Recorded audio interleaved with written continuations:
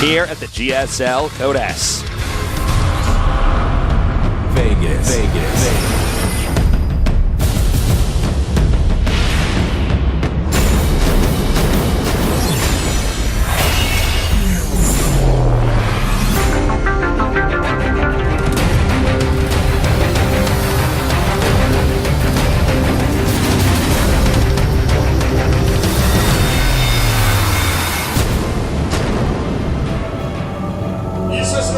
All right, in the upper left, starting location on this one-on-one map, we have a player. He's down one game, very young, but also very good. He is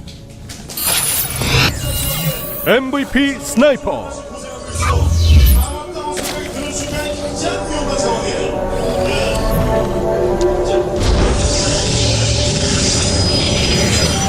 And in the bottom right, starting location, teaching Tastosis today that you can actually bring that timing attack all into a maxed out situation. We have AGIM Seed. You know, it makes sense the way he played. It was so completely logical and methodical. I such respect for Seed. I love watching a game like that. I think the brilliance of it really is that because the Zerg tries to tech or upgrade too much, you killed him. Yeah. But the only way for them to stay alive is to keep on this tech tree that is essentially going to be inferior. Eventually, it's only good because they have to be up in supply for that army to beat exactly. you. Zerg can get up in supply a little bit quicker, but once you both have even supply, mass stalkers with force fields is going to beat Lane Roach. Yeah, I just such an insane respect for Seed. I always have been since the first game we ever saw him in GSTL. Many seasons when ago. When he became the man crush of Tasteless. That's true. I liked him a lot too. But you know what? I moved over because you liked him and I liked his brother Young Lawman. Yeah, man. And you know what? It's like, what am? Oh God, I can't think of the word. I don't know what you're talking about. I'll come back to it. All right. There's like a funny joke brewing in my head. But anyways, we have Seed going one base here, and he's definitely one of the Protosses that still mixes this in. I'm excited to see what he'll go for. He is making a Zealot. I wasn't expecting that.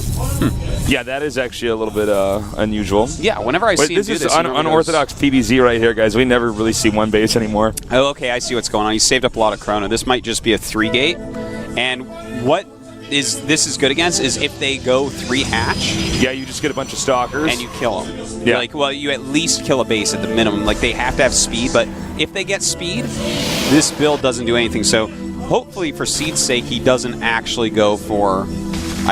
Like, right now, he needs to go for an expand, because Sniper knows what to do. This used to work a while ago, because Zergs didn't realize that you just had I think a lot of Zergs look at it like, what? Yeah. You didn't expand? Yeah. And then like these stalkers come out and kill him. As soon as you see that they've teched all, you get speed and you're going to be safe and you can take your third. So, I think Seed probably will just take his third base. I can't imagine him trying to do some sort of attack once Zerg has seen exactly what's going on. So Overlord's getting zapped. And peace. The Overlords like actually explode when they die. Have you noticed that? Yeah. Well, there's like air pressure in there. Is it? Is that how they fly? Up units and shoot them out and stuff, right? And they yeah, must. Of course, they have to have a warm air. What you think those little tentacles are flapping quick enough? Those are hummingbird tentacles, Tasteless, that are keeping them in the air. Let's not be silly. Do you know anything about Zerg biology? No, I'm sorry. Well, I didn't take that class in college. You should have. I should have. All right, now he's applying some pressure over here, but some lings are coming down here. And, I mean, this is a nice little pressure. You can kill a queen, maybe a few lings here and there. But he has to get out and across the map before speed, because the Sniper is going to go speed, and Seed's also going to have to wall in, by the way. All right, this is almost looking like kind of an old school beta build we saw long ago for PBZ. Yeah. And by Seed, from Seed, I should say. Seed is actually going to have to go home really soon here, because if Speed finishes, he loses those 2 stalkers. That's actually huge. So, looks like he has decided he will, in fact, go home. And he's walled off. So, Seed's completely safe at home. And, in fact, beautifully so, getting the hallucination. I love the timing of that when he just goes back home. Mm-hmm. He turned around right when the speed upgrade was at half. Yeah. Halfway completion. So, that really goes to show you he has got not just really good sense of his race's timings, but the other race's timings as well. Indeed. And you have to do a build like this. You have to know to get back before speed, or you're in so much trouble. Or you're a dead nerd. Yeah. Nobody wants to be a dead nerd. No, most people do not. Well, I want to point out again the hallucination mentioned before. So smart, because in this situation, you can't really...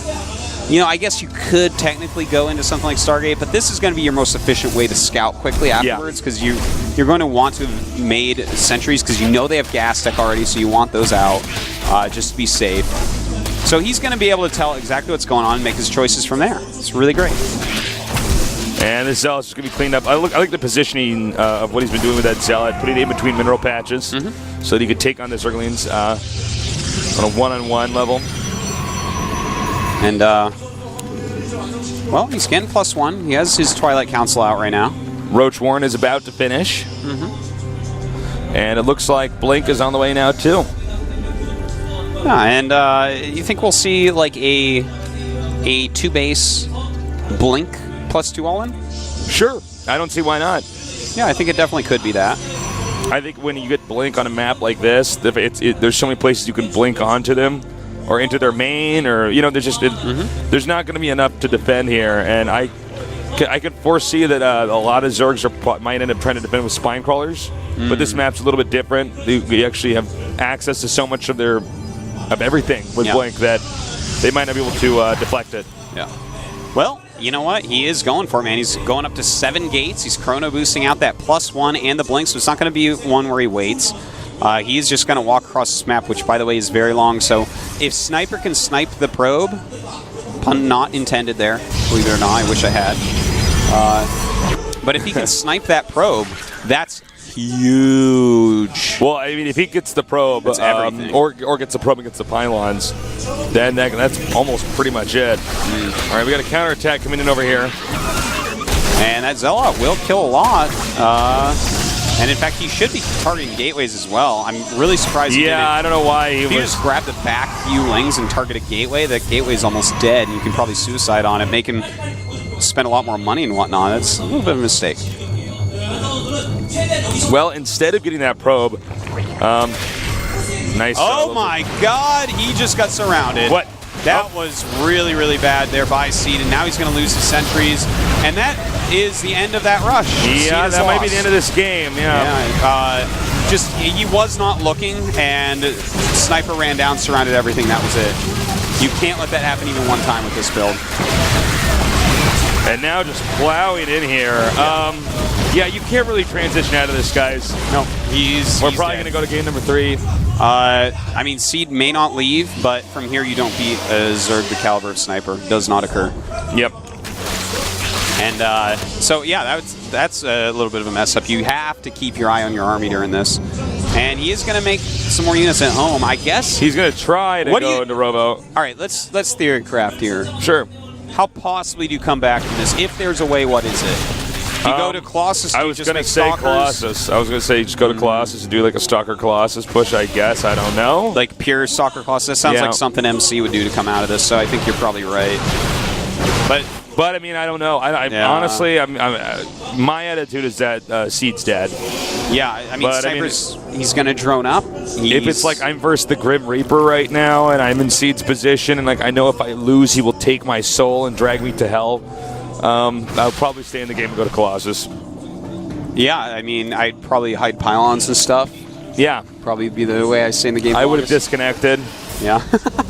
There you go. I don't know, man. I was a thunderstorm. It's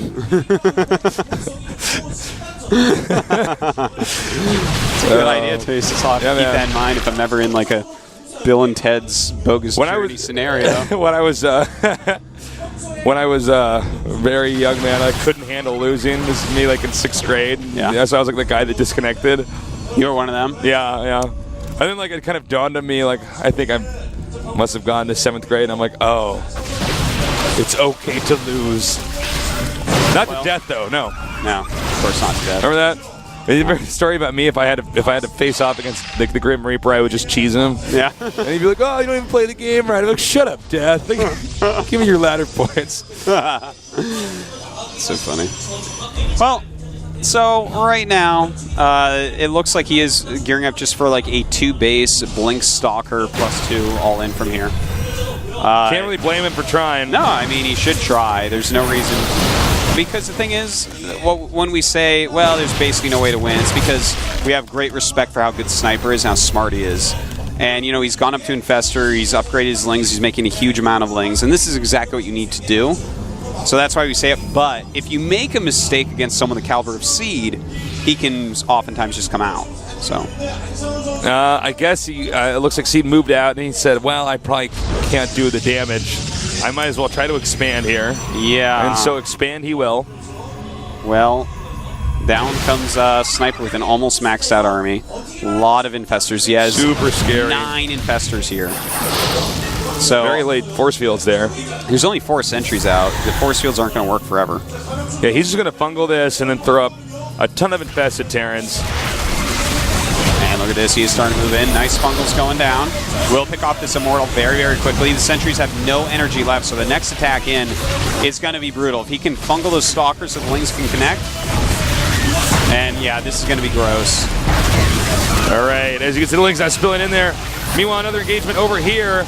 More, he's going to throw in some more fungals. Yeah, he's going to want to keep fungaling so there's no Blink involved, and GG. Let's go on to game number 3. Pretty straightforward there. You mess up that all-in, you're going to lose. Yeah, you have to hover over your army in moments like that. We've actually seen in this season of GSL, a lot of Protosses move out with these timing all-ins, and the Zergs know how to punish it. The Zergs know how to block off the reinforcements and catch them when they're not looking. Well, Zergs are getting much better at this type of thing for sure. All right, now the map choice is going to be in Seed's interest. What do you predict he picks? Let me think. Well, I just saw it before I could say. Entomb Valley. I might have guessed that. I think I probably would have guessed that, actually, yeah. Yeah, I think you would. That's an easy third base. Seed wants to play a long game. Perhaps he does. You know what? I wouldn't be surprised if you see like a 3-base Blink all-in, something like that. That's very good on this map. I think that might be the best build on this map. Yeah, right sure. That actually going to be very good on this map. It's a good one. So we'll see. As far as Sniper goes, he's going to want cross spots. That's Zerg always want cross spots. If they're both sharing the right or both sharing the left, it's bad news. Although one advantage, though, is that if you're not cross spots, you can at least expand away from the Protoss.